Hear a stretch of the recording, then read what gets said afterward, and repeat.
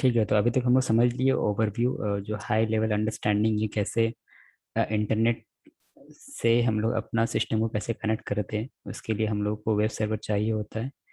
ठीक है, जो क्या होता है, इंटरनेट में जो भी बैठा है या जो भी यूज़र है वो अपना रिक्वेस्ट भेजता है वेब सर्वर को। वेब सर्वर उस रिक्वेस्ट को प्रोसेस करता है।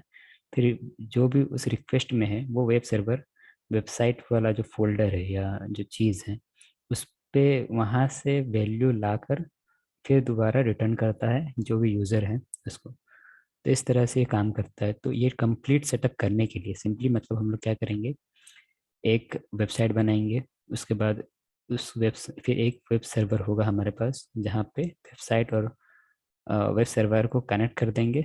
और फिर एक सॉकेट बनाएंगे, जिस सॉकेट जो सॉकेट जो होगा वो इंटरनेट का दुनिया से कनेक्ट करेगा।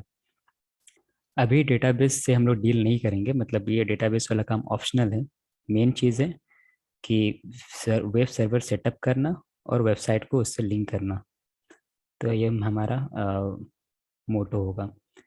तो उसके लिए एक ब्लॉग है जिसको हम लोग फॉलो करेंगे पूरा, है ना। इसमें सारा स्टेप्स हैं, तो इसको फॉलो करेंगे और चीज़ को समझेंगे कि कैसे काम कर रहा है सब कुछ। ठीक है, तो अभी यहाँ पे जैसा देख सकते हैं हम लोगों को, अभी हमारे पास कुछ भी नहीं है, डेटाबेस भी नहीं है सिस्टम में, वेब सर्वर भी नहीं है। तो ठीक है, वेबसाइट तो ठीक है HTML से बना लेंगे, लेकिन वेब सर्वर और डेटाबेस हमारे पास नहीं है। तो ये सबको पहले हम लोगों को इंस्टॉल करना पड़ेगा। अब हो सकता है कि वेब सर्वर को इंस्टॉल करने के लिए, मतलब यहाँ पे दो तरह का वेब सर्वर है अभी जो हम लोग देखे, Nginx और अपाची। तो हम लोग Nginx यूज़ करेंगे। ठीक, तो हो सकता है कि Nginx को इंस्टॉल करने के लिए कुछ स्टेप्स फॉलो करना हो, या उसमें से क्या होगा कि कुछ डिपेंडेंट और चीज़ इंस्टॉल करना पड़े। That is different thing. हमारा मेन मकसद होगा किसी तरह वेब सर्वर को इंस्टॉल करना। एक बार वेब सर्वर इंस्टॉल हो जाएगा तो हम लोग वेबसाइट बनाकर, ठीक है, फिर लिंक करने के लिए वेबसाइट को वेब सर्वर से लिंक करने के लिए जो भी स्टेप्स फॉलो करना होगा उसको फॉलो करेंगे। For that will be following this blog, है ना। इसमें कंप्लीट एक गाइड है जिसके थ्रू हम ये सारा चीज़ कर सकते हैं। तो एज्यूम कर रहे हैं कि हम लोग हमारा जो चीज़ है, ये सेटअप है, ये सारा का सारा लिनक्स पे होगा, है ना। तो सबसे पहले हम लोग टर्मिनल को ओपन करेंगे। शॉर्टकट जो ubuntu यूज़र है उसके लिए टर्मिनल का शॉर्टकट है Ctrl+Alt+T। ये प्रेस करने पे इस तरह का टर्मिनल ओपन हो जाएगा। तो ये बस हम लोग को फॉलो करना है। सबसे पहले सिस्टम को अपडेट करेंगे इस कमांड से। उसके बाद sudo apt install nginx, फिर nginx जो हमारा पहला कंपोनेंट है nginx वेब सर्वर, इसको इंस्टॉल करेंगे।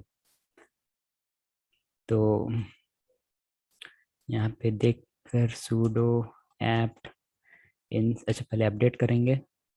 sudo apt अपडेट, पासवर्ड देने के बाद कुछ इस तरह से टाइम लेगा। नेक्स्ट, उसके बाद ठीक है, अभी हम लोग इसको चाहे तो इंटरप्ट कर सकते हैं क्योंकि ये मेरा सिस्टम जो अपडेटेड है। ठीक है, तो देखते हैं, वैसे ये टाइम तो ज़्यादा नहीं लेना चाहिए। ठीक है, उसके बाद sudo apt install nginx करेंगे तो वो हम ये कमांड क्या करेगा, nginx जो वेब सर्वर है उसको इंस्टॉल करना स्टार्ट कर देगा। ये 90%, 94%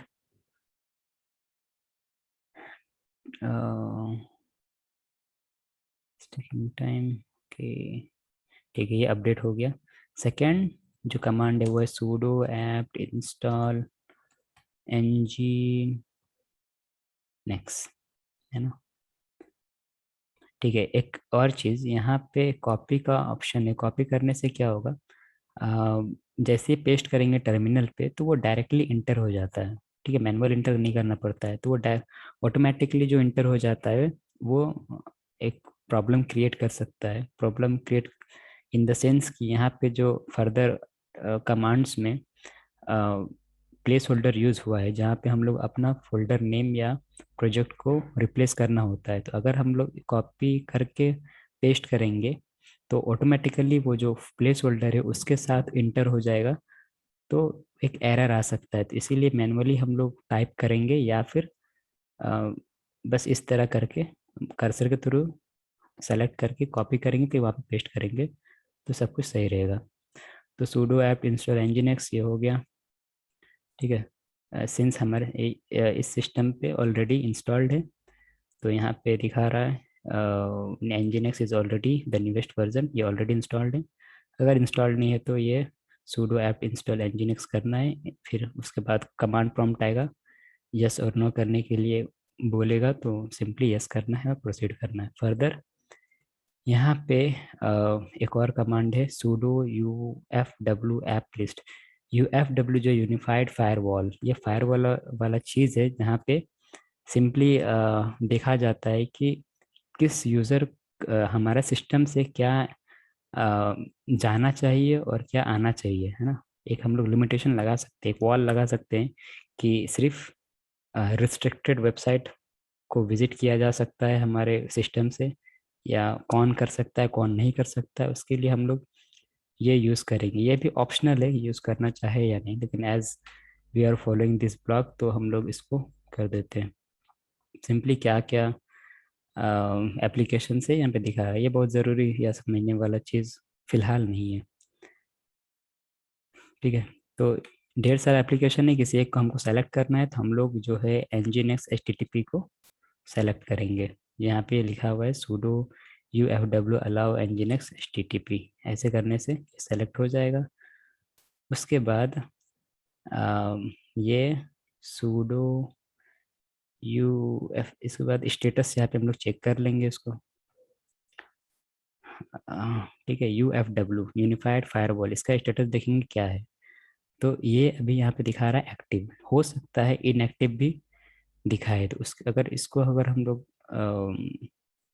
ये करना चाहते हैं, ठीक है, इनेबल, इनेबल करने से अगर इनएक्टिव है, अगर इनएक्टिव है तो हम लोग इसको एक्टिव करने के लिए sudo ufw इनेबल करके इंटर कर देंगे तो यहाँ पे आ गया Firefox is active and enabled on system startup, है ना। तो और इसको फिर अगर डिसेबल, अभी हम लोग डिसेबल करना चाहें तो डिसेबल इस तरह से कर देंगे। यहाँ पे आ गया fire wall stop and disabled on system startup. अब इसको अगर स्टेटस हम देखें with the command sudo ufw status, तो अब हम लोग इसको इनएक्टिव देख पाएंगे क्योंकि अभी हम लोग डिसेबल कर दिए। तो फिर से इसको इनेबल करने के लिए sudo ufw इनेबल करके करेंगे तो ये एक्टिवेट हो जाएगा, ठीक है। सेकेंड अब हम लोगों को एक आईपी एड्रेस चाहिए होता है ना? एक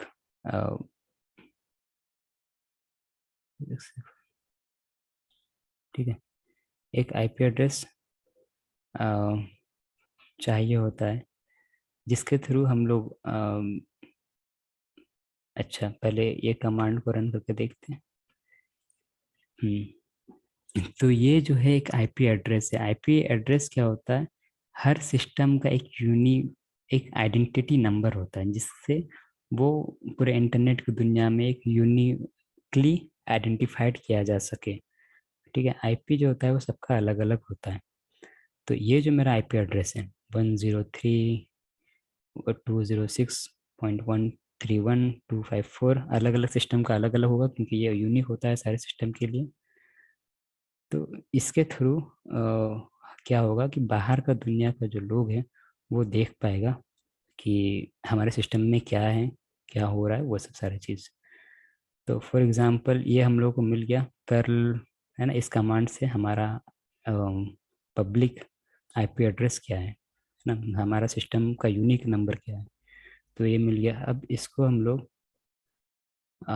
कॉपी करने के लिए सेलेक्ट करेंगे, उसके बाद कंट्रोल शिफ्ट और सी करने पे कॉपी हो जाएगा। नेक्स्ट, ओके, यहाँ पे एक सर्वर आ गया gitlab.intelligence.in, तो ये कनेक्ट हो पा रहा है ना। एक और चीज़, इसको ऐसे भी देख सकते हैं, हमारा IP address host name slash capital I. ठीक है, यहाँ पे कुछ आईपी एड्रेसेस आया है।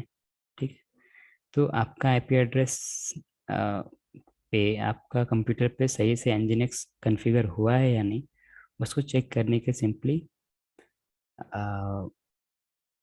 ये जो था मेरे सर्वर का आईपी एड्रेस था, है ना, इस वजह से हमको वहाँ पे एरर मिला।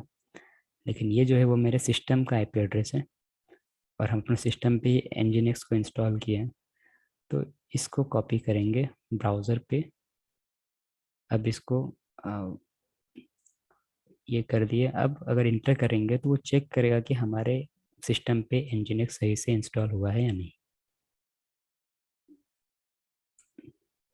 ठीक है, ये एट द एंड में हम लोग देख पाएंगे ये सारा चीज। हम लोग एक वेबसाइट ये बना रखा है पहले से, जो यहाँ पे, ठीक है, इस आईपी एड्रेस में ये वेब पेज खुल गया। ठीक है, अगर कॉन्फ़िगर किया हुआ नहीं रहता तो हम लोगों को कुछ ये नज़र आता, ये वेलकम टू nginx। ठीक है, हम लोग इसको हटाकर अपना वेबसाइट को रिप्लेस कर दिए, डेट्स वाई ये अभी हम लोग देख पा रहे हैं, जो at the end of the, जो हमारा at the end of the video target होगा। तो ये बहुत सिंपल था nginx इंस्टॉल करना, जो मेरा फर्स्ट कंपोनेंट था वेब सर्वर इंस्टॉल करना। बहुत सिंपल था, सिंपली अपडेट किए sudo apt install nginx और इंस्टॉल हो गया। कंफर्म करने के लिए हमारा जो आईपी एड्रेस था वो ब्राउज़र में यहाँ पे टाइप करके एंटर कर दिए, तो अगर एरर नहीं आया इसका मतलब हुआ कि nginx सही से इंस्टॉल हो गया। नेक्स्ट, माई एसक्यूएल इंस्टॉल करना है। जैसे हम लोग जानते हैं माई एसक्यूएल का जो रोल होता है वो होता है डेटाबेस को स्टोर करना। सिंस अभी हम लोग इसको कंसिडर नहीं कर रहे, ऑप्शनल है, क्योंकि हम लोग बस चाहते हैं हमारा जो वेबसाइट है वो सिंपली एक एक या दो लाइन का कोई कंटेक्स्ट है, कोई इनपुट नहीं ले रहा है यूज़र से, जिसको हम लोग को ज़रूरत होगा डेटाबेस में सेव करने का। तो हम लोग अभी डेटाबेस वाला का चीज़ पार्ट जो है वो स्किप कर रहे हैं सिंपली। बस हम लोग एक सिंपल वेबसाइट बनाएंगे जिसमें कोई बस हाय हेलो या कुछ भी ऐसा होगा, है ना। उस पर कोई डेटा हैंडलिंग वाला पार्ट नहीं होगा। सिंस डेटा हैंडलिंग का पार्ट नहीं है तो हम लोग को डेटा बेस से कोई भी लेना देना नहीं है। तो माई एसक्यूएल को अभी हम लोग इंस्टॉल नहीं कर रहे। अगर माई एसक्यूएल बहुत सिंपल है, simply pseudo apt install my SQL server. ठीक है, pseudo my SQL secure installation, ये करने के बाद माई एसक्यूएल का डेटाबेस पासवर्ड सेट करना होता है, चीज़ है, इसको भी स्किप कर रहे हैं। उसके बाद PHP इंस्टॉल करेंगे। PHP प्रोग्रामिंग लैंग्वेज होता है जिसके थ्रू हम लोग वेबसाइट से डेटा को लाते हैं और डेटाबेस में स्टोर करते हैं। वाइस वर्सा, डेटाबेस से उठाकर वेबसाइट में लाते हैं।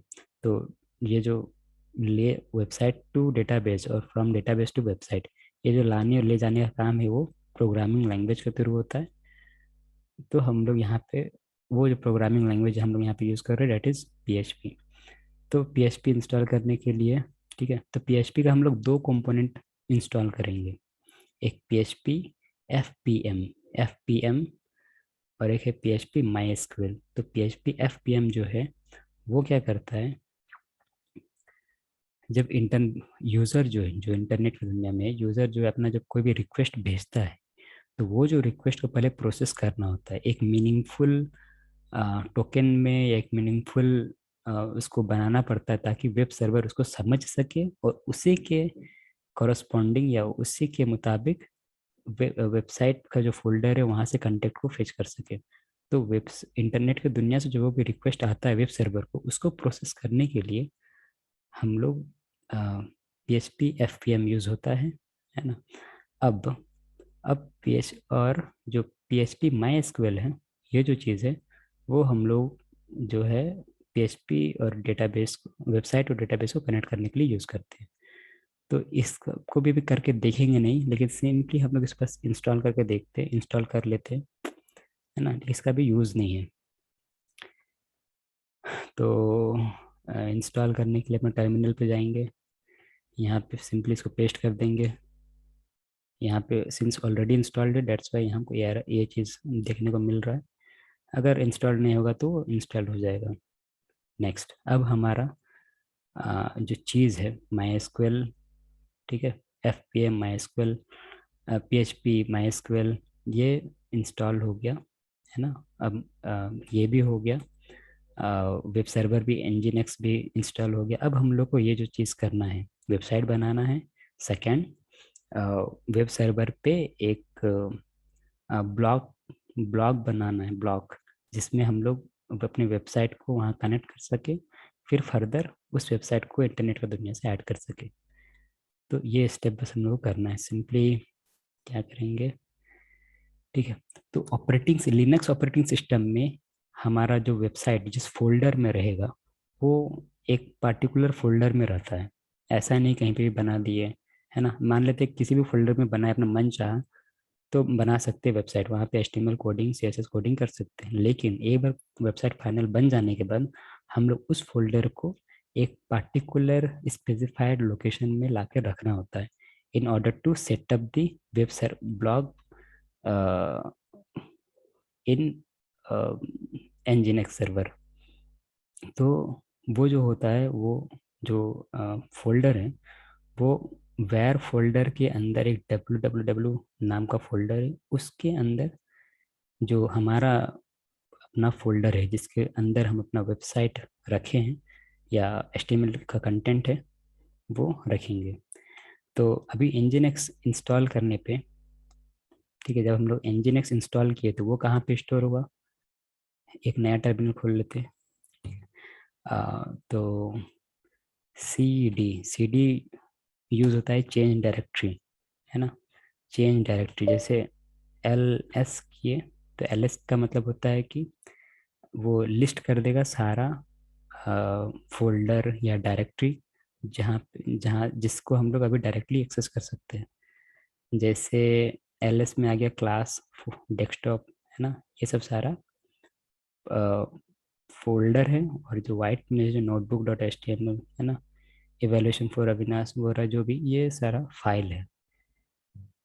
तो हमारा जो nginx इंस्टॉल हुआ है, वो हुआ है etc फोल्डर के अंदर। यहाँ पे शो नहीं हो रहा है क्योंकि हम लोग अभी अपने रूट बोल सकते हैं होम फोल्डर में नहीं है ना। होम फोल्डर पे जब जाएंगे उसके बाद हमको etc वगैरह मिल पाएगा, ठीक है। तो एक लोकेशन है, उसमें हम लोग जाएंगे। मिसाल के तौर पर अगर हमको प्रोजेक्ट के अंदर जाना है, तो प्रोजेक्ट के अंदर जाने के लिए CD चेंज डायरेक्टरी और फिर PRO प्रोजेक्ट्स लिखेंगे, फिर इंटर कर देंगे। तो यहाँ पे देख पा रहे हैं अब हम लोग प्रोजेक्ट के अंदर हैं। अब प्रोजेक्ट के अंदर क्या क्या है उसको देखने के लिए LS करेंगे, तो ये हमको दिख गया, इतना सारा चीज़ है। अब अगर हमको PH के अंदर जाना है तो सिंपली क्या करेंगे, CD PH एंटर करेंगे, PH के अंदर आ गए प्रोजेक्ट, उसके अंदर PH, है ना। बैक आना है तो CD डॉट डॉट, फिर बैक आना है CD डॉट डॉट। तो जहाँ पे हम लोग थे वहाँ पे वापस आ गए। अब हमको जाना है इस लोकेशन में, ठीक है। यहाँ पे दिखा रहा है ना, क्रिएट रूट वेब डायरेक्टरी, है ना। ये बता रहा है कि एक आपको एक डायरेक्टरी बनाना है, एक फोल्डर बनाना है for your domain as follows. आपका खुद का डोमेन का, है ना, आप कोई भी एक डोमेन रखना चाहते हैं, उसका एक फोल्डर बनाना होगा। तो फोल्डर बनाने के लिए हम लोग मेक डायरेक्टरी कमांड को यूज़ करते हैं। उसके बाद फोल्डर किसके अंदर बनेगा, तो वेर फोल्डर के अंदर www है, उसके अंदर आपको अपना फोल्डर बनाना है। तो हम लोग पहले इस डायरेक्टर के अंदर जाते हैं, www के अंदर जाते हैं। तो क्या करेंगे, अच्छा, CD क्या था, वेर, फिर www आ गए, वेर के अंदर www आ गए। अब इसके अंदर देखेंगे पहले है क्या, ठीक है। तो दो चीज़ हम लोग यहाँ पे देख पा रहे हैं, एक है वेबसाइट, फर्स्ट वेबसाइट, और एक है HTML। जब nginx हम लोग इंस्टॉल किए थे, ये बाय डिफॉल्ट HTML इस फोल्डर के अंदर वेर के अंदर www के अंदर ये ऑटोमेटिकली जनरेट हो गया था। इसके बाद ये जो है वो मैनुअली किया गया है ना। तो अभी हम लोग क्या करेंगे, एक अपना डोमेन या फोल्डर बनाएंगे जहाँ पे हमारा वेबसाइट होगा। तो मान लेते उस फोल्डर को हम लोग नाम देते हैं प्रैक्टिस। तो मेक फोल्डर बनाने के लिए MKDIR मेक डायरेक्टरी और अपना फोल्डर का नेम, जैसे हम लोग बनाते प्रैक्टिस, या हाँ ठीक है प्रैक्टिस, ठीक है प्रैक्टिस। हाँ यहाँ पे क्या आ गया, can not create directory practice permission denied. ये बोला कि आपको प्रैक्टिस नाम का फोल्डर आपको बनाने से रोक रहा है, मना कर रहा है। क्यों? क्योंकि लिनक्स में बहुत सारा ऐसा फोल्डर फाइल्स है जो सिर्फ रूट यूज़र जो होता है वही एक्सेस कर सकता है। ठीक है, अभी जैसे हम देखेंगे कि क्या हम लोग, हमारा यूज़र टाइप क्या है, तो यहाँ पे आ रहा है हसन, ये रूट यूज़र नहीं है। रूट यूज़र होने के लिए दो तरह है। एक, पहले हम लोग सूडो और हाइफन स्पेस हाइफन आई करेंगे, फिर अपना पासवर्ड डालेंगे। ठीक है, तो यहाँ पे देखो, अब यहाँ पे रूट आ रहा है, मतलब अब हम लोग रूट हो गए हैं, है ना, रूट बन गए। अब अगर हम लोग मेक डायरेक्टरी और प्रैक्टिस नाम का एक फोल्डर बनाएं। अच्छा, हाँ, अब यहाँ पे रूट ये तो बन गया है, लेकिन क्या हम लोग var.www के अंदर में है? ठीक है, तो वो हम लोग चेक करेंगे। उसके लिए pwd प्रेजेंट वर्किंग डायरेक्टरी, तो हम लोग अपने रूट यूज़र में, रूट का फोल्डर में हम लोग var.www पे नहीं है। तो एक क्या करना, पहले हमको वहाँ जाना पड़ेगा क्योंकि हम लोग, हमारा जो प्रैक्टिस नाम का फोल्डर है वो वैर के अंदर www के अंदर बनेगा, तो वहाँ जाना पड़ेगा। अब var.www, अब हम लोग यहाँ पे आ गए, अब रूट यूज़र भी हो गए, मतलब हम लोग मेक dir कमांड का यूज़ करके प्रैक्टिस फोल्डर बना सकते हैं, क्योंकि पहले परमिशन डिनाइड हो गया था। सेकेंड, अब हम लोग उसी लोकेशन में भी आ गए, तो हम लोग चाहे तो मेक dir, हाँ एक बार कंफर्म कर लेते हैं ls करके, वहीं पे है या नहीं, हाँ वहीं पे है। नेक्स्ट, अब हम लोग मेक dir प्रैक्टिस नाम का फोल्डर बना लिए। ये कुछ भी एरर नहीं है, मतलब बन गया। चेक करने के लिए ls करेंगे, लिस्ट करेंगे, तो ये पहले से था, ये पहले से था, ये भी बन गया प्रैक्टिस नाम का। ये एक तरीका था, है ना। अभी हम इसको रिमूव कर दिए प्रैक्टिस वाले को, ये एक तरीका था रूट यूज़र के थ्रू। तो rmdir से मतलब रिमूव डायरेक्टरी, ये रिमूव हो गया, है ना। अब सेकंड तरीका क्या है, तो पहले हम ये रूट यूज़र से एग्जिट करते हैं, रूट यूज़र एग्जिट हो गया, हसन वापस हो गया। उसको चेक करने के लिए हुआ एम आई कमांड करेंगे, ये आ गया यूज़र। अब ये जो था मेक डायरेक्टरी, अभी लोकेशन मेरा सही है, www के अंदर में हम लोग हैं, इसी के अंदर हमको प्रैक्टिस नाम का फोल्डर बनाना।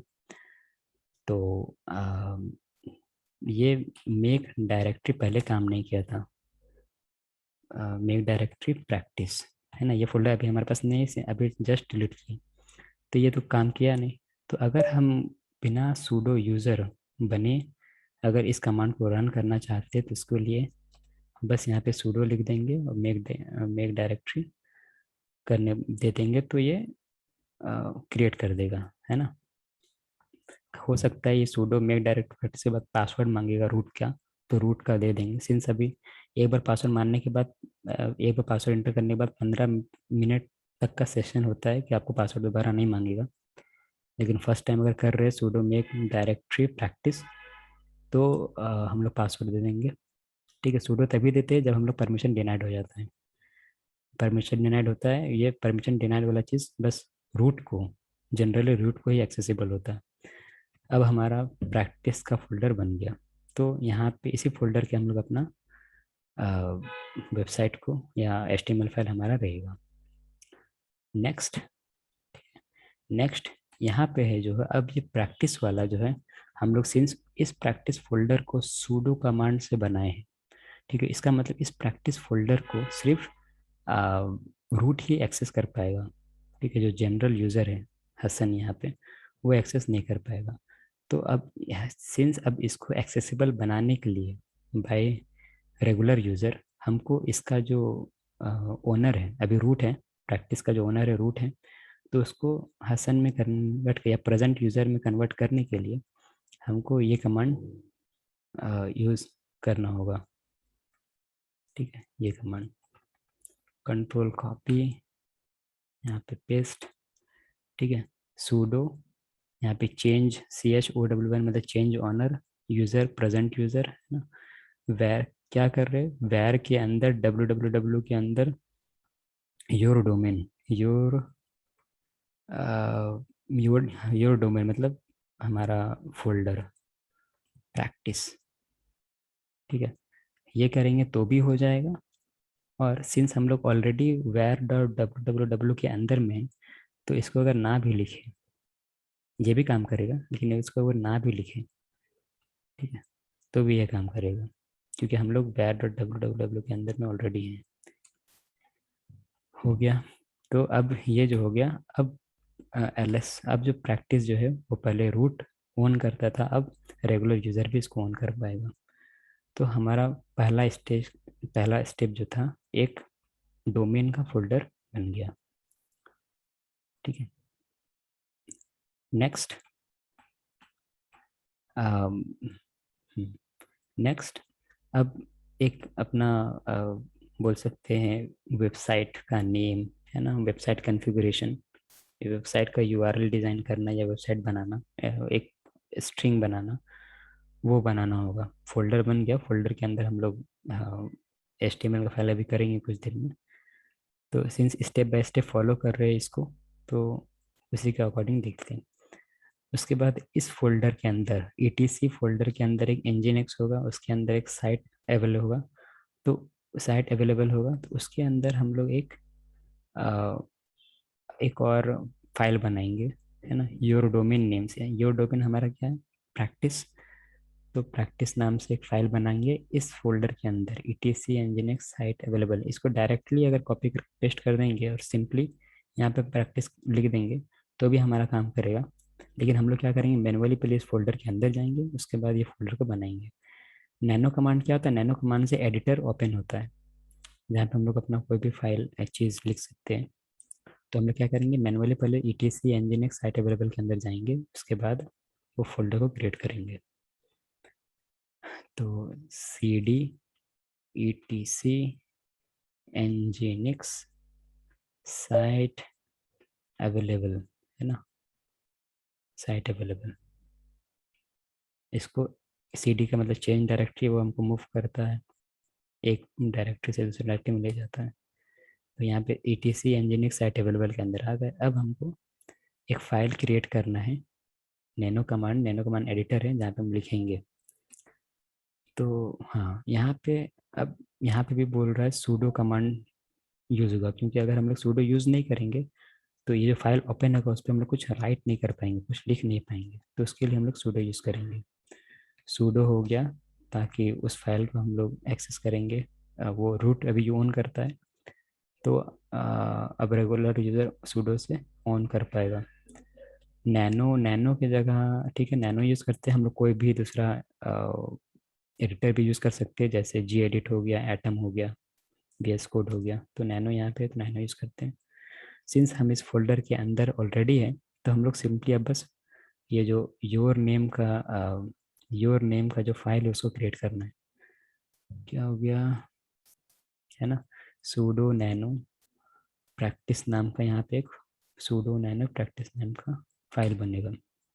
ये ओपन हो गया एडिटर, नैनो एडिटर कुछ इस तरह से दिखता है। यहाँ पे बोल रहा है this will create a blank file, paste in the following bare bones configuration. तो सिंपली इसको कॉपी कर देंगे और यहाँ पे कंट्रोल और इंसर्ट की, ओके, ये काम नहीं किया।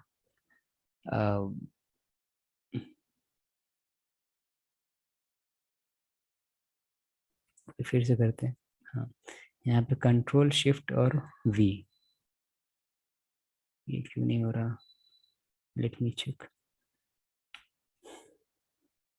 हाँ, कंट्रोल शिफ्ट V, कॉपी होने के बाद कंट्रोल शिफ्ट V, ये यहाँ पे आ गया। अब इसको सेव करने के लिए यहाँ पे कुछ कुछ चीज़ एडिट करना होगा। मिसाल के तौर पर सिंपली हम लोग जहाँ जहाँ पे योर डोमेन है, वहाँ वहाँ पे हम लोग प्रैक्टिस लिख देंगे, क्योंकि हमारा डोमेन का जो नेम है या वेबसाइट का जो नेम है वो प्रैक्टिस है। तो यहाँ पे प्रैक्टिस www. ये हमारा डोमेन हो गया, डोमेन नेम ये हो गया प्रैक्टिस, ठीक है। यहाँ पे हमारा फोल्डर कहाँ पे है, तो जैसा देखे थे वेयर, जो HTML का जो फाइल होगा, है ना, यहाँ पे फिर से देखते हैं CD where www, यहाँ पे हमारा प्रोजेक्ट फोल्डर है, इसी के अंदर हमारा HTML फाइल होगा। तो इसका इस कॉन्फ़िगरेशन फाइल में पाथ मेंशन करना पड़ेगा। तो कहाँ पे है, var.html, var.www. प्रैक्टिस फोल्डर के अंदर होगा हमारा HTML फाइल। इसका भी ऐसे रहने देते हैं इंडेक्स, जो भी, बस देखना है कि ये हमारा जो index.html है, ये हमारा फाइल का नेम होगा। तो हम लोग जब इस फोल्डर के अंदर var.www. फोल्डर के अंदर जो HTML फाइल बनाएंगे, उसका नेम भी index.html रखना होगा। ये हो गया सिंपल, जो एडिट करना था एडिट कर दिया। अब इसको सेव करने के लिए, अगर हम लोग नैनो में यूज़ कर रहे हैं, नैनो एडिटर में यूज़ कर रहे हैं, तो सेव करने के लिए Ctrl+X, ठीक है। फिर यहाँ पे आएगा save modified buffer, simply enter कर देंगे। ये क्या हो गया, वाई प्रेस करने के बाद एंटर कर देंगे, ये सेव हो गया। ठीक है, देखने के लिए हम लोग सिंपली उसी कमांड को रन करेंगे। आ गया, देख पा रहे हैं अब हम लोग जो भी किए थे एडिट, वो दिख रहा है। Ctrl+X करते हैं, बैक जाते हैं। ये हमारा साइट अवेलेबल का एक फाइल बन गया। ठीक है, तो दो काम अभी हम लोग किए। वेब सर्वर जो था हमारा, ठीक है, वेब सर्वर सेट करने के लिए हम लोग क्या किए, एक स्पेसिफाइड लोकेशन पे अपना एक फोल्डर बनाए, जिसके अंदर आ, हमारा HTML फाइल होगा। जो हमारा फोल्डर था वो था var.www. उसके बाद हमारा फोल्डर का नेम जो कि है प्रैक्टिस। ठीक है, सेकेंड स्टेप क्या किए कि Nginx पे एक ब्लॉक बनाए। ठीक है, वहाँ पे अपना वेबसाइट का नेम क्या होगा वो वगैरह दिए। जैसे अभी हम लोग देखे थे www.practice, तो वो ब्लॉग जो था वो एक लोकेशन पे, वो लोकेशन क्या था, उस लोकेशन पे क्रिएट किए। Let me check that location, etc nginx, है ना, साइट अवेलेबल, इस फोल्डर के अंदर हमको बनाना पड़ा।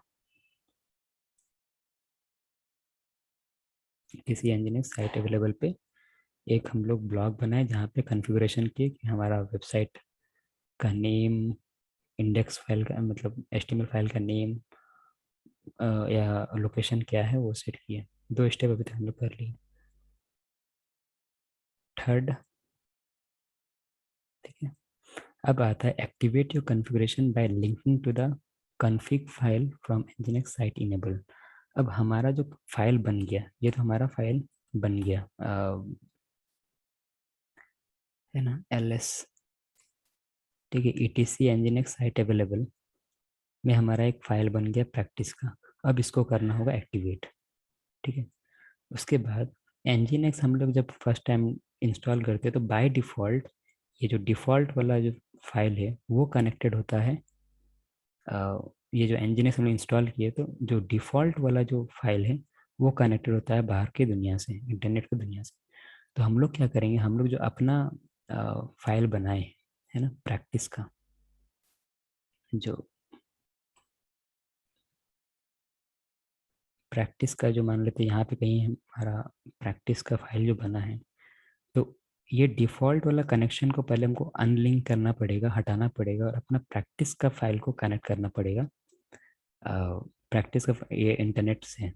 तो उससे क्यों हम लोग ये करेंगे, क्योंकि हम लोग प्रैक्टिस वाला जो फाइल है उसी में हम लोग मेंशन किए हैं कि हमारा जो प्रोजेक्ट का फोल्डर है वो कौन से फोल्डर में है, और हमारा जो साइट का नेम होगा वो क्या होगा। तो ये जो कॉन्फ़िगरेशन फाइल है वो हमारा प्रैक्टिस के फाइल पे है, इसीलिए हम लोग डिफ़ॉल्ट वाला को अनलिंक करेंगे और अपना प्रैक्टिस वाला साइट को इनेबल करेंगे और लिंक करेंगे इंटरनेट से।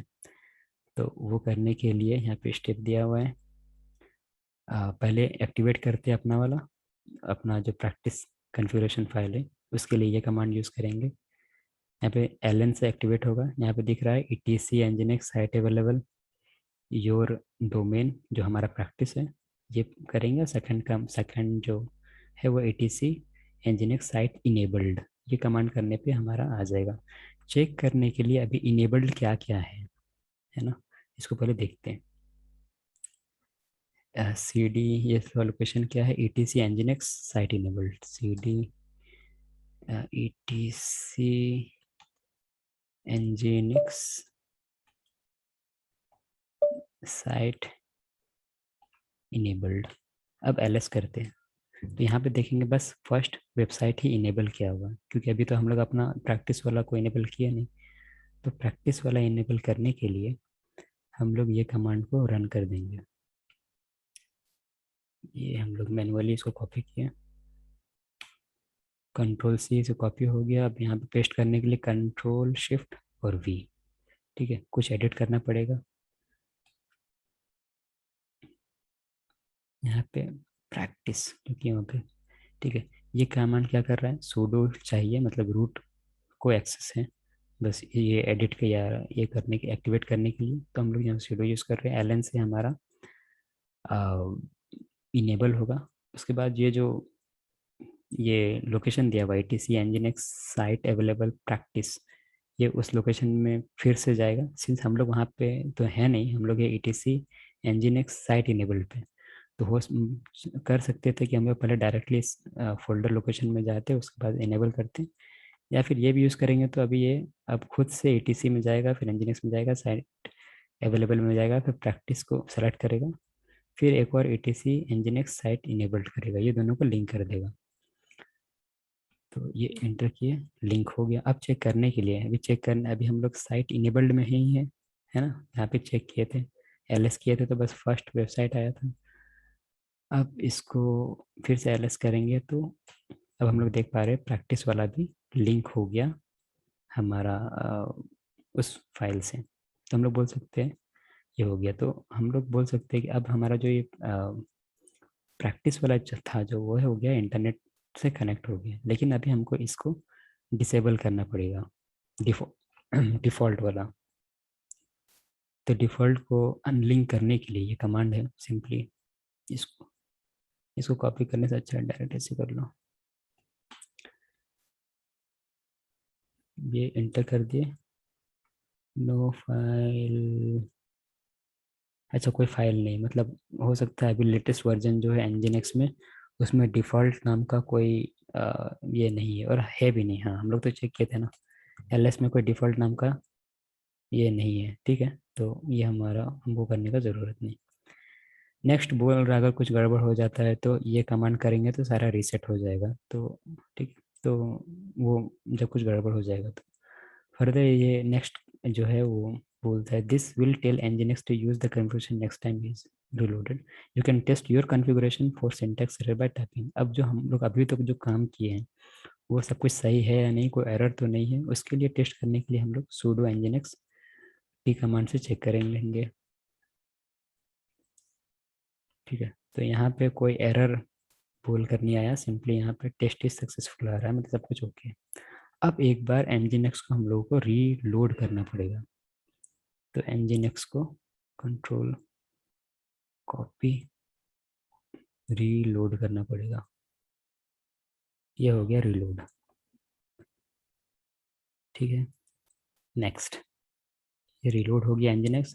अब कनेक्ट हो गया सारा चीज़ जो हम लोग यहाँ फंडामेंटल देखे थे। प्रैक्टिस जो कॉन्फ़िगरेशन फाइल था उसमें हम लोग वेबसाइट का जो लोकेशन है वो फोल्डर लोकेशन वो दे दिए थे। अभी वेबसाइट का फोल्डर में HTML फाइल है नहीं, लेकिन हम लोग बस उस कहाँ पे रहेगा वो पाथ हम लोग यहाँ पे कॉन्फ़िगर कर दिए, हमारे वेबसाइट का क्या नाम होगा वो कॉन्फ़िगरेशन फाइल में मेंशन कर दिया। अब इसको लिंक भी कर दिए, सारा हो गया। ठीक है, और जो nginx था उसको हम लोग रिलोड भी कर दिए, रिलोड कर दिया है, यस, फिर से कर देते हैं, हाँ रिलोड हो गया, रिलोड हो गया।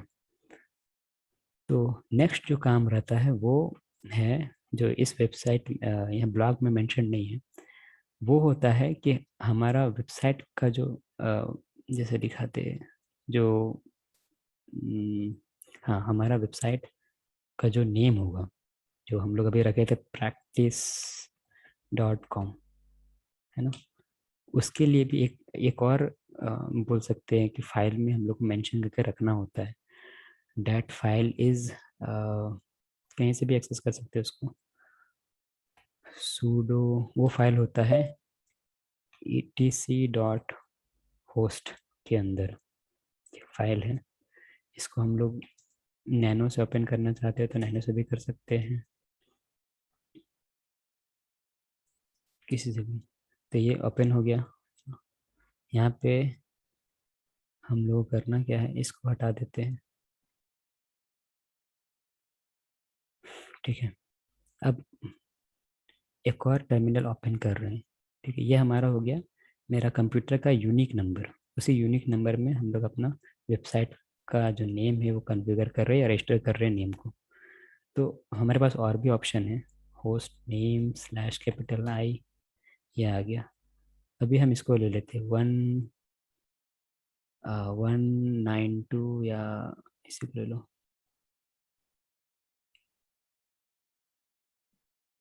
Control copy, control shift copy हो गया।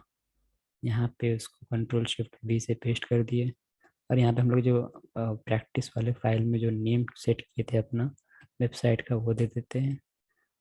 और एक यूज़र जो होगा वो प्रैक्टिस ही होगा नाम देते हैं। ये कन्वेंशन इसको फॉलो करना होता है। मतलब अगर हम लोग www.practice लिखेंगे यूआरएल बार पे तो वो हिट करेगा इस नंबर को। और ये जो नंबर है वो मेरा कंप्यूटर का सिस्टम का यूनिक नंबर है। मतलब मेरे सिस्टम पे वो रिक्वेस्ट आएगा। अब मेरे सिस्टम में अगर nginx इंस्टॉल्ड है तो वो nginx रिक्वेस्ट, nginx सर्वर जो है वो उस रिक्वेस्ट को लेगा और उस nginx में जो भी HTML फाइल कॉल हो रहा है वो उसको फिर यूज़र को रिटर्न रिस्पॉन्स बैक करेगा।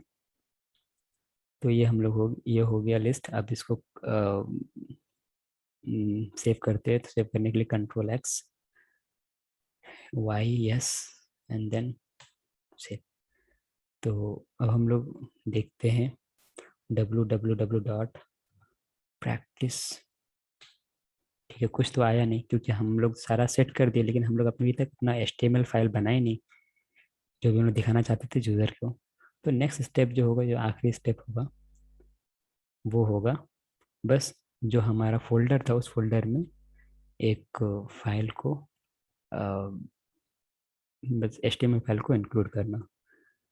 तो वो हमारा HTML फोल्डर किस पे था, वो था cd/etc पे था, वेर पे था, where/www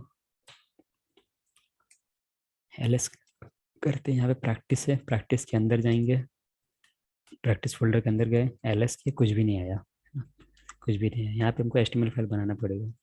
उस टाइम HTML का फाइल हम लोग index.html फाइल ही रखेंगे क्योंकि हम लोग जो कॉन्फ़िगरेशन फाइल बनाए थे साइट्स अवेलेबल वाले फोल्डर के अंदर, वहाँ पे फाइल का नेम इंडेक्स ही था तो हम लोग इंडेक्स ही रखेंगे। तो आ, एक सूडो कमांड से तो सब कुछ हो सकता है कि लेकिन अभी लगता है कि ये प्रैक्टिस वाला जो है वो हम लोग उसका एक यूज़र जो है ओनर चेंज कर दिए थे, रेगुलर यूज़र इसको एक्सेस कर पा रहा था। तो बिना सूडो का भी काम हो जाना चाहिए। तो अब हम एडिटर यूज़ करने जा रहे हैं, वो है जी एडिट। अब index.html, ये एडिटर ओपन हो गया। अब हम लोग इसको बस पेस्ट कर देते हैं। ये हमारा टाइटल में लिख देते हैं प्रैक्टिस, और यहाँ पे लिख देते हैं hello world, I am new to web development. ठीक है, ये हमारा मैसेज हो गया जो पूरा दुनिया देख पाएगा। इसको भी हटा देते हैं, इसको सेव कर दिए, कंट्रोल S सेव हो गया आई गेस। ये सेव हो गया। ठीक है, कंफर्म होने के बाद देख लेते हैं फिर से। हाँ, ये सेव हो गया। Hello world, I am new to web development, development. चलो फिर सेव कर दिए, ये सेव हो गया। तो सिंस अभी हम लोग सारा काम कर दिए है ना, बस हम लोग अपने वेबसाइट पे ये क्या हो गया, हाँ अब हमारे पास वेबसाइट भी आ गया। तो सिंपली अब इसको हम लोग फिर से रिडायरेक्ट करते हैं। Hello, I am new to web development, ये हमारा वेबसाइट बन गया है ना। इसको एक और तरीका से भी एक्सेस किया जा सकता था, वो क्या है देखते हैं। एक अ, होता यही है कि जो भी हम लोग लिखते हैं google.com, google.com, तो google.com जो है वो एक आईपी एड्रेस से मैप किया हुआ है। एक्चुअली वो google.com करते हैं तो वो आईपी एड्रेस कॉल होता है, वो आईपी एड्रेस किसी सिस्टम का होता है, उस सिस्टम पे गूगल का जितना एचटीएमएल फाइल्स है, जो भी फाइल्स हैं, वो वहाँ से फिर हम लोग देख पाते हैं। तो अगर गूगल का आईपी एड्रेस क्या है देखते हैं। एड्रेस ऑफ गूगल, ये 888 UB।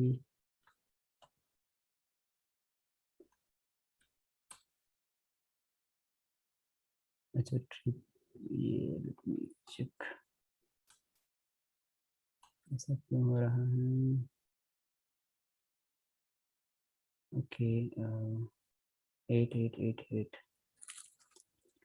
8888। ये कौन सा सर्वर कॉल हो रहा है मुझे नहीं पता। कोई नहीं, हम लोग अपना चेक करते हैं। गूगल का भी एक आईपी एड्रेस है, अगर उस google.com को ना लिख के अगर बस अगर आईपी एड्रेस लिखेंगे तो भी गूगल का पेज खुल जाएगा। उसको चेक करने के लिए हम लोग ये देख सकते हैं कि हमारा जो कन्फिग फाइल, जो होस्ट वाला फाइल ये था, ईटीसी होस्ट, यहाँ पे हम लोग सारा होस्ट को लिस्ट करके रखे थे। यहाँ पे अगर हम लोग www.practice को ना लिख कर इसको कॉपी कर लिए, क्लोज होंगे, प्रैक्टिस को ना लिख कर अगर हम लोग आईपी एड्रेस देते हैं तो भी वही चीज़ आएगा।